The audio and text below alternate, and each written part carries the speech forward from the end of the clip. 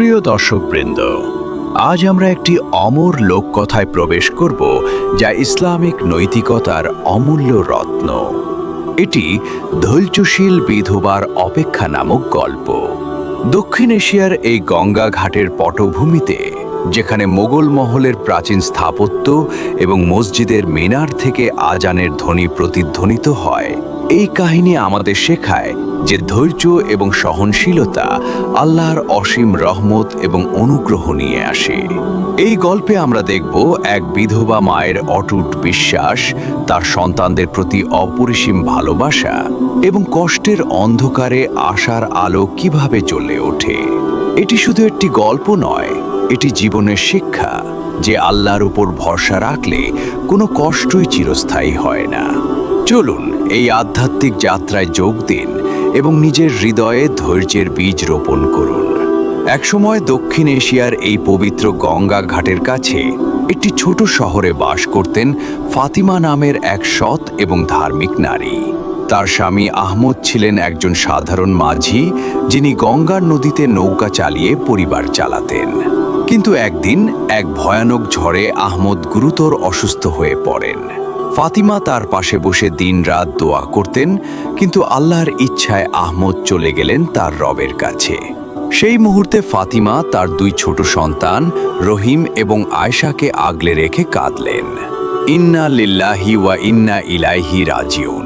তিনি বললেন, আল্লাহ, আমরা তোমার কাছ থেকে এসেছি এবং তোমার কাছেই ফিরে যাব।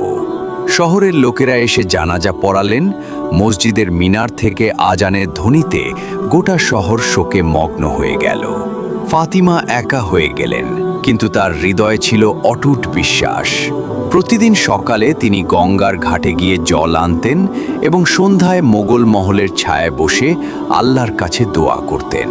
তার চোখে অশ্রু ঝরত, কিন্তু মুখে ছিল হাসি, কারণ তিনি জানতেন আল্লাহ ধৈর্যশীলদের সাথে আছেন। সন্তানরা তার কোলে এসে বলতো, আম্মি, আব্বু কোথায়? ফাতিমা উত্তর দিতেন, আব্বু আল্লাহর কাছে এবং তিনি আমাদের দেখছেন। আমরা ধৈর্য ধরব, কারণ আল্লাহ আমাদের রক্ষা করবেন।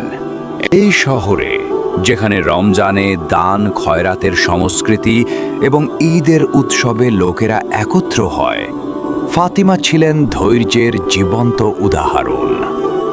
স্বামীর মৃত্যুর পর দিনগুলো কষ্টের সমুদ্রের মতো হয়ে উঠল। ফাতিমা সেলাই করে, গঙ্গার ঘাটে কাপড় ধুয়ে এবং বাজারে ছোটখাটো কাজ করে অর্থ উপার্জন করতেন। কিন্তু লোভী জমিদার প্রতি মাসে ভাড়া চাইতে আসতেন। ভাড়া দাও, নয়তো ঘর ছাড়ো, তিনি চিৎকার করে বলতেন। ফাতিমা শান্ত স্বরে উত্তর দিতেন, জমিদার সাহেব, আল্লাহর ইচ্ছায় সব ঠিক হবে। আমি ধৈর্য ধরব এবং কাজ করে ভাড়া দেব। জমিদার রাগ করে চলে যেতেন, কিন্তু ফাতিমার ধৈর্য দেখে শহরের লোকেরা অবাক হতেন। একদিন পাশের বুড়ি আম্মা এসে বললেন, ফাতিমা বোন, তুমি একা কেন এত কষ্ট সহ্য করো? আল্লাহ বলেছেন ধৈর্যশীলদের জন্য জান্নাত। ফাতিমা হেসে বললেন, আম্মা, আমার সন্তানদের জন্য আমি সব সহ্য করব। আল্লাহ আমাদের দেখছেন। সন্তানরা ক্ষুধায় কাঁদলে ফাতিমা তাদের গল্প শোনাতেন। নবী ইউসুফের ধৈর্যের কাহিনী, কিভাবে তিনি কারাগারে থেকেও বিশ্বাস রেখেছিলেন।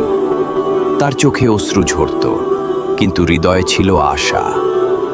এই বাজারে, যেখানে মোগল যুগের কারুশিল্প এবং স্থানীয় উৎসবে লোকেরা দান করে, ফাতিমা শিখলেন যে ধৈর্য আল্লাহর সবচেয়ে বড় পরীক্ষা। প্রতিবেশীরা কখনো খাবার দিতেন, কখনো সাহায্য করতেন, কিন্তু ফাতিমা বলতেন, এসব আল্লাহর রহমত, আমি অপেক্ষা করব। দিনরাত কষ্ট সহ্য করে তিনি সন্তানদের লালন করতেন এবং রাতে মসজিদে গিয়ে নামাজ পড়তেন, যেখানে সুফি সঙ্গীতের ধ্বনি তার হৃদয়কে শান্ত করত। দিন যায়, কষ্ট বাড়ে, কিন্তু ফাতিমার ধৈর্য অটুট থাকে। এক ভয়ানক ঝড়ের রাতে গঙ্গার ঘাটে বজ্রপাত এবং বৃষ্টির মধ্যে ফাতিমা তার সন্তানদের আগলে রাখেন।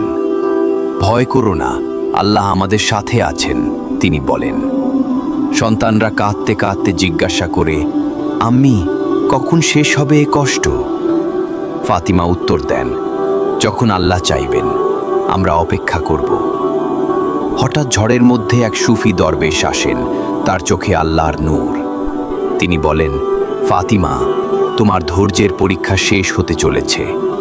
এই মোগল মহলের নিচে এক গুপ্তধন আছে যা তোমার জন্য। এটি আল্লাহর রহমতের চিহ্ন। ফাতিমা অবাক হয়ে বলেন, দরবেশ বাবা, এ কিভাবে সম্ভব? সুফি হেসে বলেন, আল্লাহর কাছে সব সম্ভব। তোমার বিশ্বাস তোমাকে পুরস্কৃত করবে। সেই রাতে ফাতিমা মা স্বপ্ন দেখেন। তিনি এক উপত্যকায় যান যেখানে 3টি পর্বত, হিলম, সাবর এবং কারামা। সাবরের পর্বতে রুবির মতো রত্ন ঝলমল করছে। তিনি কয়েকটি রত্ন নেন এবং জেগে উঠে বুঝতে পারেন যে এটি আল্লাহর ইঙ্গিত। পরের দিন তিনি মহলের নিচে খুঁজে পান সত্যিকারের গুপ্তধন, সোনা, রত্ন, যা তার জীবন বদলে দেয়। সন্তানরা খুশিতে লাফায়। ফাতিমা আল্লাহর শুকরিয়া আদায় করেন। এই অলৌকিক ঘটনা প্রমাণ করে যে ধৈর্যের ফলে আল্লাহ সমৃদ্ধি এবং শান্তি দান করেন। শহরবাসী অবাক হয়ে বলেন, ফাতিমা, তোমার বিশ্বাস অসাধারণ। এইভাবে ফাতিমার ধৈর্য আল্লাহর অসীম পুরস্কার নিয়ে আসে। তিনি ধনের অংশ গরিবদের দান করেন, মসজিদে দান করেন এবং সন্তানদের শিক্ষা দেন। জমিদার এসে বলেন, ফাতিমা, আমি ভুল করেছি, তোমার ধৈর্য আমাকে শিখিয়েছে। ফাতিমা ক্ষমা করে বলেন, আল্লাহ সবাইকে ক্ষমা করেন। এই গল্প শেখায় যে কঠিন সময়ে ধৈর্য এবং বিশ্বাস রাখলে আল্লাহ সাহায্য করেন। প্রিয় দর্শক, আপনাদের জীবনেও এই শিক্ষা প্রয়োগ করুন। ধৈর্য ধরুন, আল্লাহর উপর ভরসা রাখুন এবং দেখবেন কিভাবে অন্ধকার থেকে আলো ফুটে ওঠে। প্রিয় দর্শক, এই গল্প আপনাদের কেমন লাগলো? কমেন্টে জানান যদি ধৈর্যের এই শিক্ষা আপনাকে অনুপ্রাণিত করে। লাইক করুন এবং শেয়ার করুন যাতে আরও লোক এই নৈতিকতা শিখতে পারে। আরও ইসলামিক লোককথা এবং আধ্যাত্মিক গল্পের জন্য চ্যানেল সাবস্ক্রাইব করুন এবং বেল আইকন চাপুন। আল্লাহ হাফেজ এবং ধৈর্যের সাথে জীবন যাপন করুন।